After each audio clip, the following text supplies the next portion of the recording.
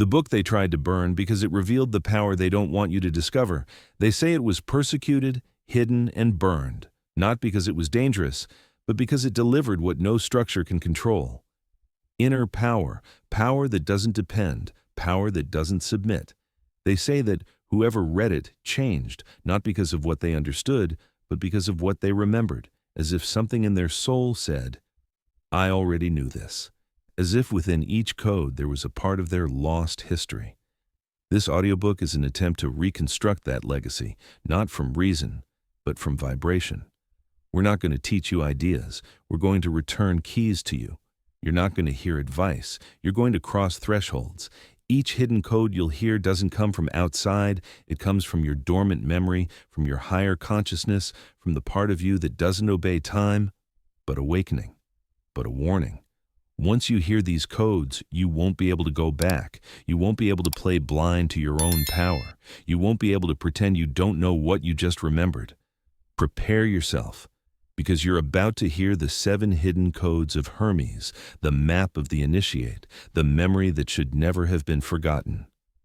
Code 1, the unpronounceable name. There are things you don't need to say out loud because you're already shouting them without realizing it. That's how the first code works. The unpronounceable name, it's not a spell or a secret word. It's what you emit every day without speaking. It's the way you describe yourself internally, the story you repeat when no one is listening. And although you don't say it with your mouth, the universe hears it anyway and responds with precision. Think of someone you know who always has bad luck, who no matter how hard they try, things don't work out. But if you listen to them talk, they always say the same thing. I'm not good at this. I'm a disaster. I'm like this. Even if they say it as a joke or with resignation, it doesn't stay in the air. It gets recorded. It becomes their permanent signal. It's as if they wore an invisible label that says, "I can't." The strongest thing is that many times they don't even say it out loud, but you can tell in how they shrink when they speak, in how they avoid certain topics, in how they excuse themselves before trying something new. That's their true name, not the one on their document, but the one the world hears in their energy. And maybe you did it too. Maybe at some point you repeated to yourself, "I'm impatient, I'm clumsy with numbers, I'm insecure with people." And you believed it was a way to describe yourself, but without realizing it, it was a way to program yourself, to sign an energetic contract with reality. That's why this code is so powerful, because it reminds you that it doesn't matter what you say you want. What creates your life is the identity you hold. Your most frequent "I am" is what defines what you can receive. But here comes the important part. You don't need to keep that name. You can choose a new one. You can let go of the old "I am the one who fails" and begin to live as "I am the one who learns. I am the one who improves. I am the one who tries with courage." It's not about repeating empty phrases, but about feeling the new name from within, acting as if you already inhabited it, speaking to yourself with respect, holding your new identity until the world has no choice but to reflect it. Because, yes, the universe listens, but it doesn't listen to your words, it listens to your vibration. And what you vibrate always comes from the name you're holding without realizing it. And that's why, when you change the way you talk to yourself, when you release the limited "I am" and dare to declare "I am capable," something starts to move first in your energy, then in your decisions, and finally in your results. The first code of Hermes isn't about magic.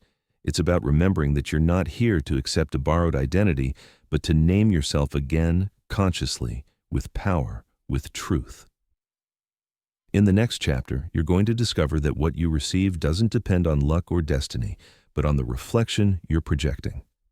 Code 2 shows you the mirror of the planes and why what you see in your life isn't the cause, but the effect. Code 2, the mirror of the planes. If you ever looked in the mirror after a difficult night, you know what it's like to see a reflection you don't like, but you also know that reflection doesn't define you. It only shows how you are in that moment. The second hidden code of Hermes talks about that, but not about a physical mirror, but about the energetic mirror, the one that the world returns to you every time you act, think, or feel from a repeated place. Because your life, What you see every day, what repeats in your relationships, your money, your work, is nothing more than a reflection of a deeper plane. Your external reality is only the surface. What's behind, what creates it, is your internal vibration. But here comes the trap. Most people try to change the mirror without changing the image that generates it. They complain about what they see, argue with what they receive, but don't dare to review what they're projecting from within. Hermes taught that everything that exists in the physical plane was first an idea, an emotion, an invisible impulse, energy. And if you don't change that plane first, the reflection will always be the same. I'll give you a simple example. Do you know someone who says, "I'm tired of attracting people who don't value me"? But when you hear them talk about themselves, everything they say is tinged with insecurity, doubt, need for approval. What do you think that energetic field reflects?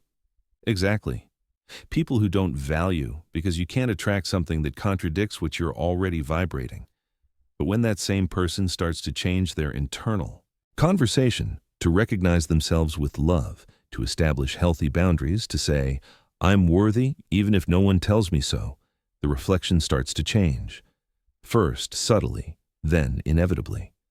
This code tells you something very simple, but powerful. Don't chase the reflection. Change the image.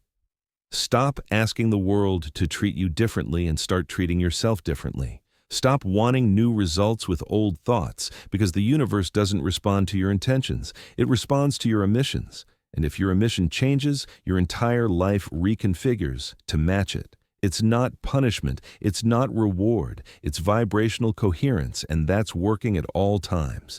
Whether you know it or not, today you can start with something small. Ask yourself, what part of my life is showing me a reflection I no longer want? And what am I emitting that keeps supporting it?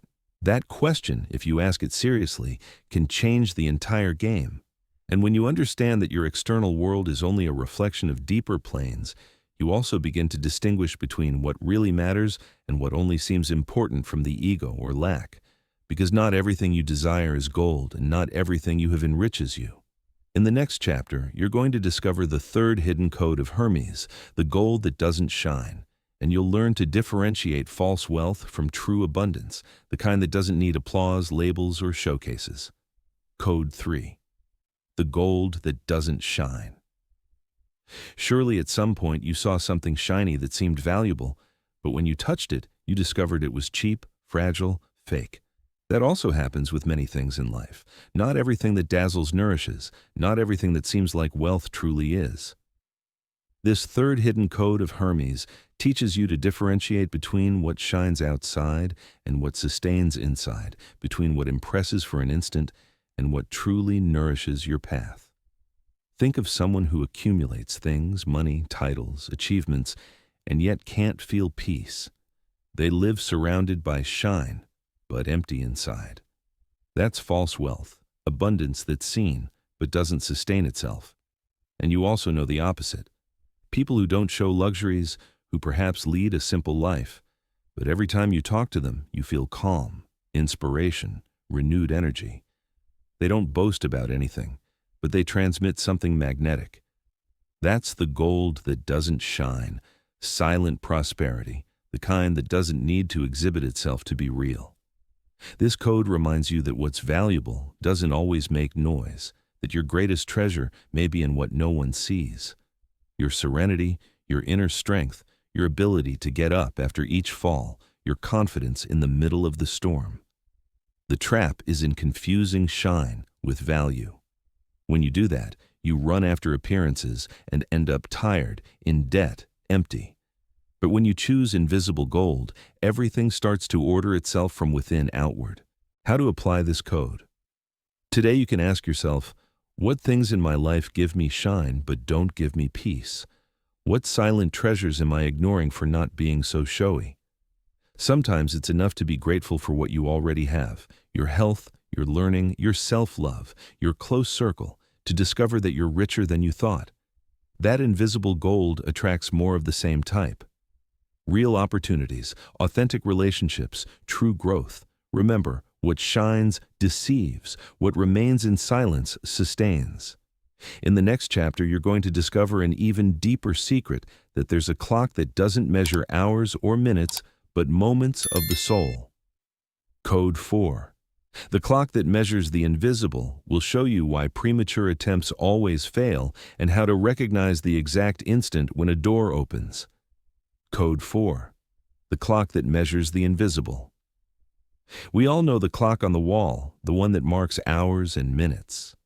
But there's another much more subtle clock that isn't measured with hands or screens, but with experiences and learnings. That's the clock of the soul, and this fourth hidden code of Hermes teaches you to listen to it. How many times did you want to force something and it didn't work? A business that seemed promising, a relationship you felt should be, a dream you rushed to push, and no matter how much effort you made, it simply didn't move forward. And what's curious is that when you let go, when you stopped pressing, the path opened almost by itself, as if an invisible door had been waiting for the exact instant to open. That's the mystery of the time of the soul. Hermes taught that everything has its cycle, just like a seed. No matter how much you water it, it won't germinate before its time. And if you dig it up to hurry it, you only lose it. So too are your projects, your relationships, your internal transformations. Each one has a precise moment to sprout. And your task isn't to force the clock, but to recognize the signal when the cycle completes. The trap is in believing that human time commands. We believe that because we planned it in the agenda or because it's our turn, everything should happen. But the soul doesn't understand calendars. It understands maturity, resonance, alignment. That's why premature attempts always fail, not because you're destined to fail, but because it wasn't the instant yet. How to apply this code? Start observing where you're forcing, where you're pushing too hard and it doesn't flow. That can be a sign that the cycle isn't ready yet. Change the question from, "Why isn't it happening already?" to "What do I still need to learn or mature before it happens?" That simple look transforms anxiety into wisdom and haste into active patience. Remember, the seed sprouts on its own when its moment arrives. Your only task is to care for the soil, water with consistency, and wait for the precise instant. Because when the invisible clock marks the hour, nothing and no one can stop the opening. In the next chapter, you'll discover the fifth hidden code, the silent guardian. And you'll understand why before each transformation, a shadow appears with your own face, not to destroy you, but to protect the identity you're leaving behind. Code 5. The silent guardian. Before each great change, a test always appears, and it almost never comes from outside, but from within. That's the silent guardian, a shadow that wears your own face and seems to stop you just when you're about to take a decisive step. Think of those moments when you start something new, a project, a relationship, a habit, and suddenly a voice arises within you that says, "You won't be able to. You're going to fail like before. Better not try." That voice, although it feels like an enemy, actually fulfills a function to protect the identity you're about to leave behind. Because every deep change demands a symbolic death, and your old version resists. Hermes taught that self-sabotage isn't a punishment, it's a hidden code, a guardian that asks you, "Are you ready to let go of what you were?" And until you answer with actions, it won't let you pass. That's why, every time that shadow appears, it doesn't mean you're failing, it means you're on the edge of a new level. The trap is in fighting against the guardian, in wanting to eliminate it, because the more you reject it, the stronger it becomes. The secret is in translating it. Listen to what that voice fears. Understand what part of you doesn't want to die and respond to it with consciousness. If it says you're going to fail, you act as a learner, not as someone who must be perfect. If it says no one supports you, you surround yourself with those who do believe in you. Each phrase from the guardian contains a key to your next step. How to apply this code? The next time you hear that internal voice, don't silence it. Write it down, look at it face to face, and ask yourself what part of me is resisting. Then, thank the guardian for showing you the hidden fear and walk forward anyway, with all that discomfort. That's the way to cross through its door. Remember, the silent guardian isn't there to destroy you. It's there to ensure that only your new identity crosses to the next level. In the next chapter, you're going to discover the sixth hidden code, the inverted vault, and you'll understand why the true treasure isn't found in the heights, but in the descent.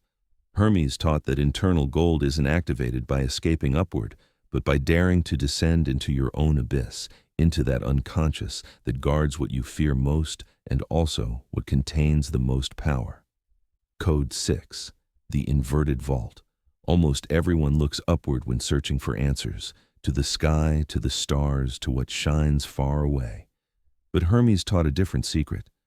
The treasure isn't in the heights, but in the depths, in what you try to avoid, in the descent into your own abyss. That's the inverted vault, the sixth hidden code.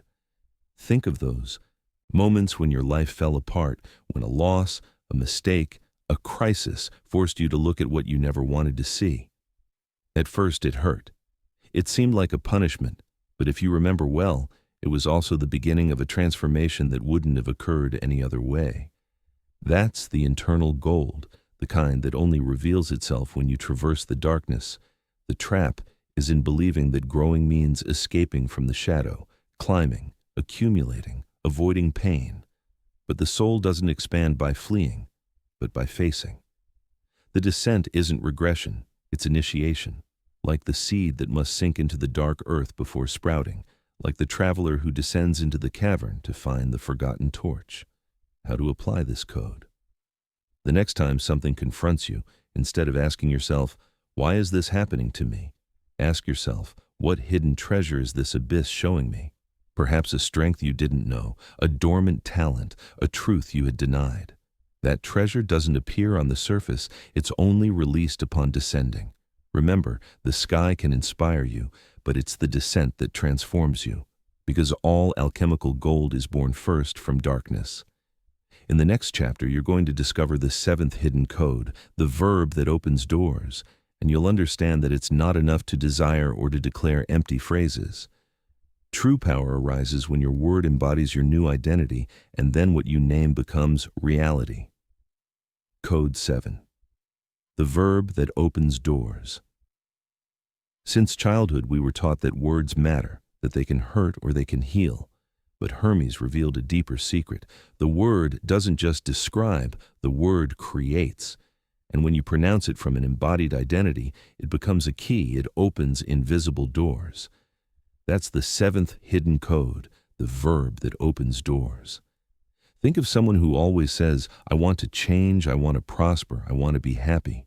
But their actions, their energy, their way of talking to themselves remain the same as before. That word doesn't open anything because it isn't born from a new being. It's just a desire without roots. On the other hand, when someone starts to say, "I am capable, I deserve, I choose," and backs it up with small but firm actions, something starts to move around them. People appear, opportunities arise, paths align, not by external magic, but because their word already carries within the force of who they are. The trap is in repeating empty phrases, hoping the sound will change life. But the verb doesn't open if the identity behind it remains the same.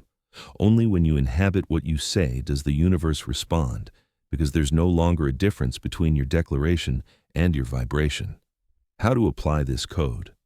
Start with a simple word. Choose an affirmation you feel is true, even if it's just a seed. I am a learner. I am constant. I am creator of my life, and each day sustain it with real actions.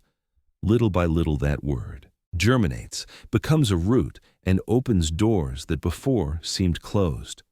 Remember, you don't get what you say you desire, you get what you declare from what you are, because the embodied verb isn't a sound, it's a vibrational decree. And when you pronounce it, the world has no choice but to respond. Imagine for a moment what your life would be like if you didn't just hear these codes, but lived them every day, if your inner name was no longer that of fear, but that of confidence. If each reflection you see in your world wasn't a reason for complaint, but for learning. If you chose the invisible gold, the kind that doesn't boast but sustains. Imagine that instead of rushing, You knew how to wait for the exact moment, the instant when the clock of the soul opens the correct door, without anxiety, without frustration, but with certainty. And when the guardian arrived, that shadow that whispers doubts to you, you wouldn't reject it, but would translate it, thank it, and walk forward anyway. Think how your life would change if you understood that you don't need to escape from darkness, but descend into it. Because the inverted vault hides treasures that superficial shine will never give, and upon emerging from your own abyss, you'll carry with you true gold, embodied wisdom, unbreakable strength. And lastly, imagine the power of your word, not as an empty echo, but as a decree. Every time you say, I am, the universe responds, and your verb becomes a key that opens doors that before seemed impossible. That's what the life of someone who applies the 7 codes looks like. It's not perfect, but it's conscious. It's not free of challenges, but it's free of victimhood. It's not a path without shadows, but it's a path with torches. And each step is an act of creation. Remember something important. What you just heard wasn't always available. These teachings were persecuted, hidden. They tried to burn them in papyri and forbidden books because they contained a power too great to leave it free. And yet, they survived. They traveled in silence from master to disciple until arriving today to you. You had the fortune to hear what many tried to erase from history, and now that knowledge already lives in you. No one can take it away from you because what's true, what transforms from the root, can never be destroyed. Now the path continues, but you already have the key. If these revelations resonated with you, if you felt they opened an inner door, then don't let this be the end. Subscribe to the channel because each new audiobook is another key, another spark of wisdom that was hidden for centuries and is now ready to be remembered. Explore the other available titles. Each one holds different teachings, pieces of the same puzzle, stories, codes, and secrets that intertwine. Hit that subscribe button now and join this community of seekers who refuse to forget their power. More hidden knowledge awaits you, more doors ready to open. Don't miss the next revelation.